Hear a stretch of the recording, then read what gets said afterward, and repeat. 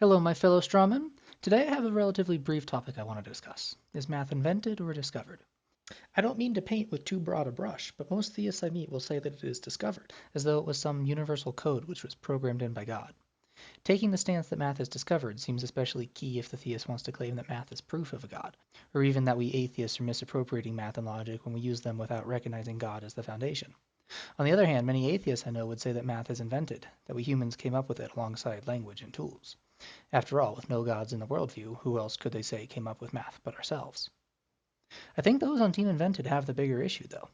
If math is invented by humans, then why does it seem to apply to objects billions of light years away? How come the universe is playing by math's rules if the universe far predates us coming up with math? I don't think there are good answers to these questions. I think we can say that the terminology and the symbols that get used in math are human inventions, but the fact that reality behaves according to math is not something humans can take credit for.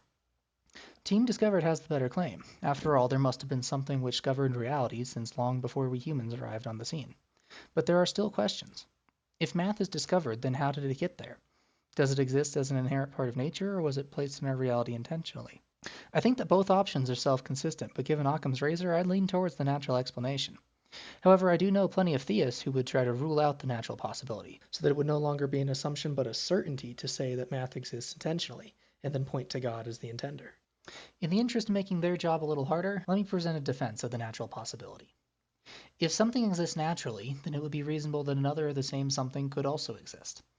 By the nature of existing, these things would have properties, including how they interact with each other, if at all. So we now have quantities of things and interactions between those quantities. As long as those interactions are consistent, never producing different outcomes for the same input, then we could describe those interactions with rules. These rules, these descriptions, are what I'd call math. In other words, math falls naturally out of something's existence, because math can be used to describe any self-consistent system, and something must be self-consistent to exist. Math would be expected or even necessary within any natural universe. With all that said, I don't think it's quite right to say that math is discovered. Discovery applies to the reality we find ourselves in, and invention to the definitions of the symbols and words we come up with. But the math itself, the equations that actually say something, are descriptive. We use the invented ideas of math to create a description of reality, and if that description is accurate, then we can use it to make predictions and even discover truths. Reality isn't programmed according to math.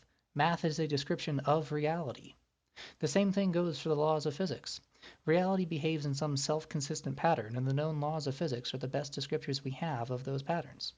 So in the end, I don't think there's any basis to make a mathematical argument for God.